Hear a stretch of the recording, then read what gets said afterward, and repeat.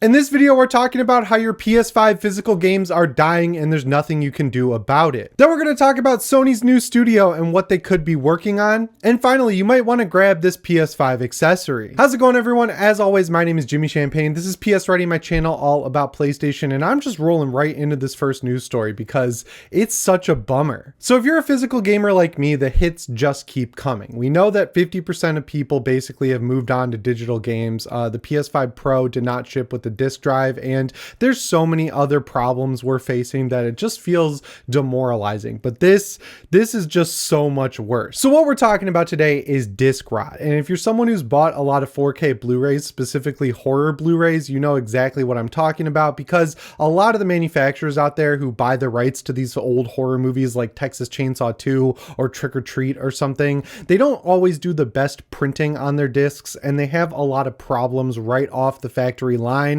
that result in you having to send back your disc and get it replaced. The one that I was most recently affected by with this is the Friday the 13th Blu-ray collection. It looks awesome, like it's from Scream Factory. It comes with every Friday the 13th, and the art is amazing, but I had to send back my disc because, first of all, the printing was wrong. There was like weird issues where it would skip and the disc would degrade very quickly. And then also a few of the discs had like a weird greasy oil on them. So they just said, look, we'll send out a new disc. You got to send back your old disc or just throw it away. It doesn't matter. And this has happened a myriad of times with old horror releases, and it's a big problem. But thankfully, companies always come in and fix it immediately, probably because they don't want to have to deal with a class action lawsuit. But I never really thought of this affecting physical game discs, and it looks like it is. So disc rot is essentially inevitable. Just basically over time, discs become harder and harder to read until they're eventually no longer able to be read. Now, CDs and DVDs had super long life expectancies, so like it didn't really matter.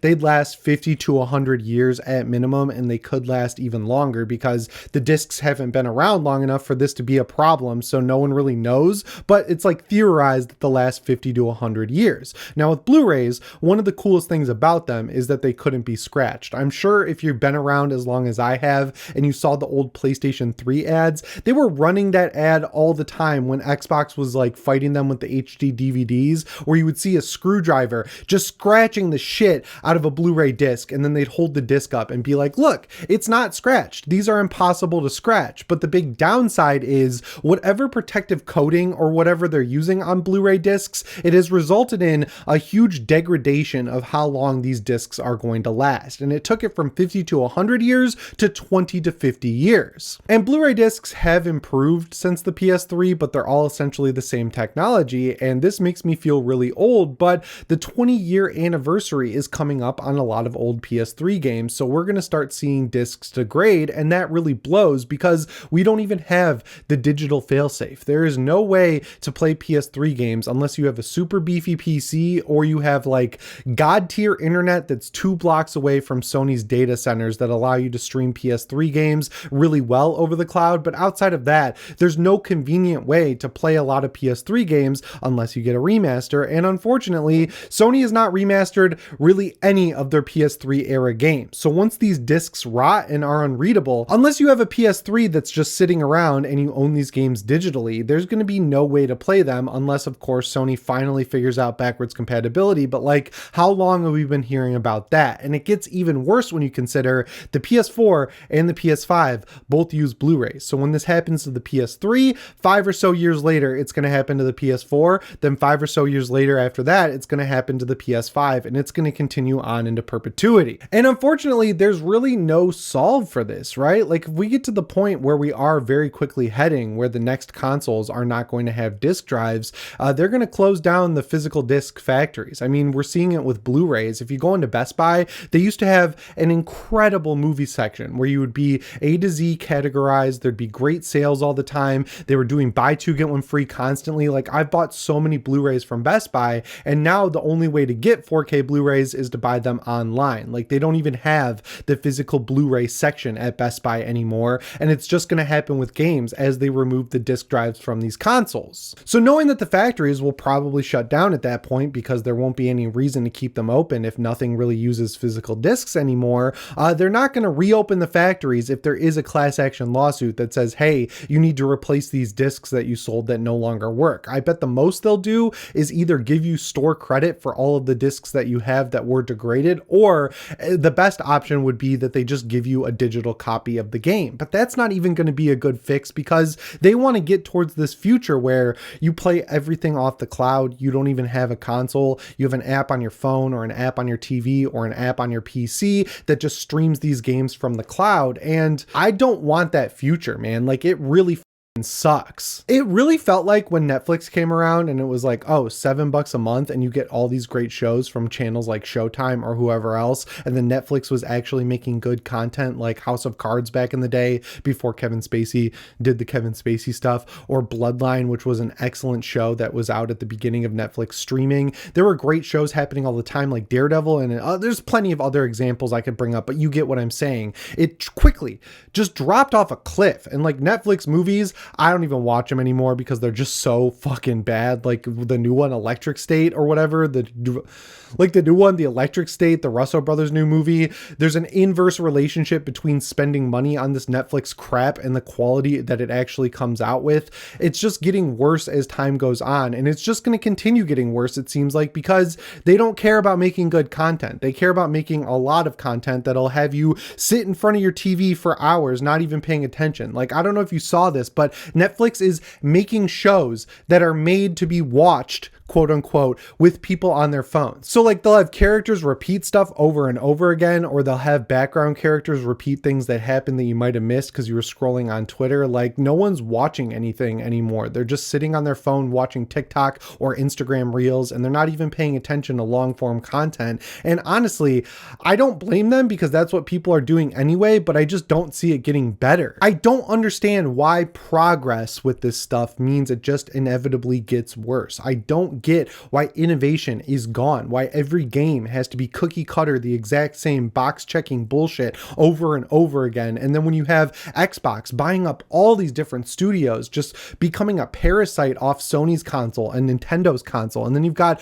other publishers just putting out Fortnite style creation labs where they just suck up all your time, where like 40% of people's game time is spent on one game these days, instead of doing it how we did back in the day, where you'd get excited about a new game coming out and pre-order it and wait in line at GameStop and bring it home and install it and play it for an hour the night it came out and try something new. Like, even sequels now are just like little advancements or graphical improvements. There's no innovation on the last game anymore. It's just demoralizing and becoming such a bummer. I know a lot of the media people out there are trying to always spin this stuff as good, like things like Game Pass, or, you know, Xbox becoming a third-party publisher, or anything else on the list, just because their jobs are tied to it, really. Like, they need games coming out continually, and they need to convince people to play more games so that they continue to have a job. But if people are like, wake up to this, where it's just the same assembly line of unoptimized sequels that force microtransactions and battle passes and early access and all this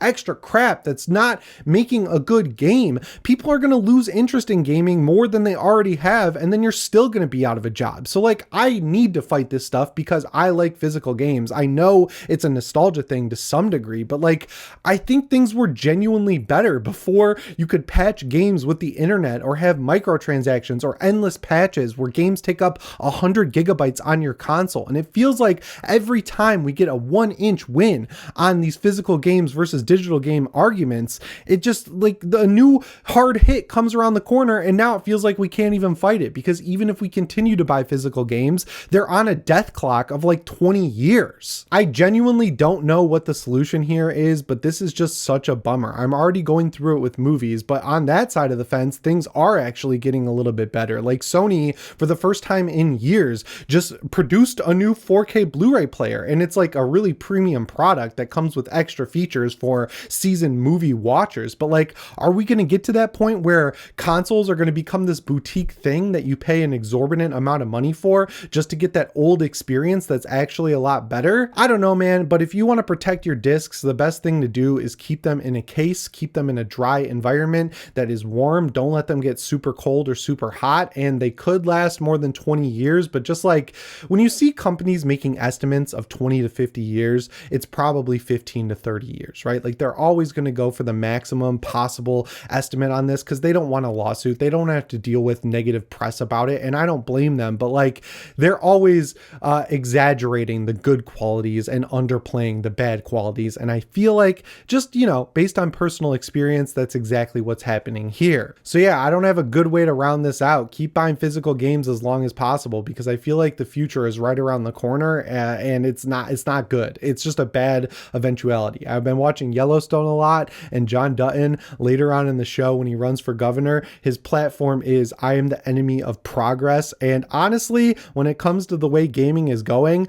I empathize, I relate to that. I want to be the enemy of progress with this stuff, because it feels like for every win we get, there's 10 losses, and I don't know what to do about it. But yeah, speaking of one win for every 10 losses, it looks like we're actually getting 2 wins. I talked about in the last video how Sony is partnering up with People Can Fly to make a new shooter in an established IP, so it's either going to be SOCOM, Killzone, or Resistance, and that's pretty cool. But it looks like they're not done trying to make new shooters, because they've also just opened a brand new first-party studio with Jason Blundell, I think is how you say his name. If you don't know who he is, he's a veteran of the Call of Duty series. He's produced some of the best Call of Duty games out of the entire 25 game franchise. He actually already made a first party or second party PlayStation game with Destruction All-Stars, and that didn't go very well, right? Like, that game came out, it was a launch title, so you give a launch titles a little bit more grace because you just bought a new console and you're looking for stuff to play that uses all the gimmicks and new features. That's the space that this game was filling, and it was fine, but it didn't really take off. And then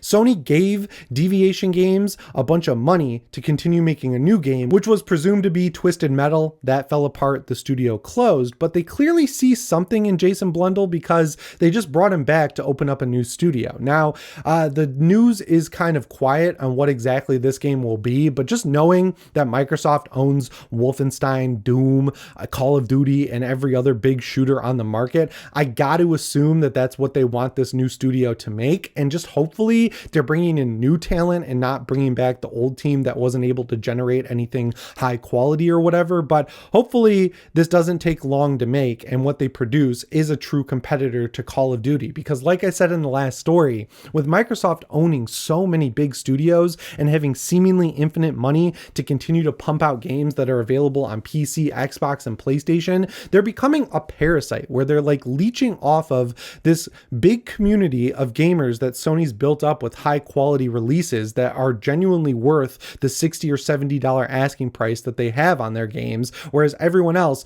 has just tried to buy their way into big stardom in the gaming sphere. And again, I don't really know what the solution there is, but hopefully whatever this first-person shooter is, or third-person shooter, or even if it is it is a little weird though how they're going against the grain on how they make games. Like, I talked about this in the last video, but I like the strategy of giving a third-party studio money to make a PlayStation exclusive game, and if it's good, then you buy the studio and give them money to make a great sequel.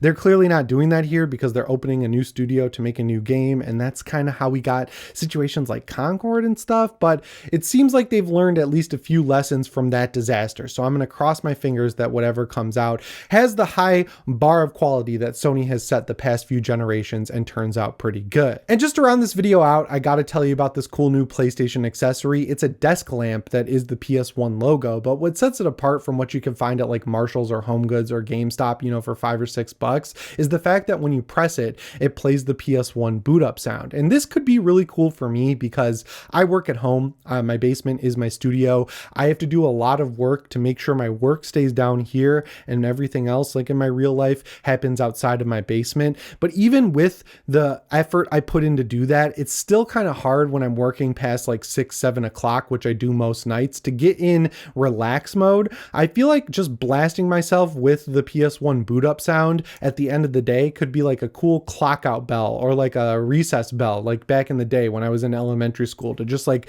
switch my mind into gaming mode from work mode, and then I can actually relax. Because nothing is worse than, my hobby being my job, where like I talk about video games all day long, but then I want to play video games, but because I talked about video games all day long, it's hard to get in the mindset of playing games for fun. And I feel like having this on my desk could do it. You have to import this from Japan, which you can do on sites like Play Asia. I think I'm going to import one of these just because it's nostalgic and cool. I just thought it'd be worth bringing up here on the channel. Anyway, guys, that's all I've got for you in today's video. As always, my name is Jimmy Champagne. I'll see you in the next one. Thanks for watching, and shape on.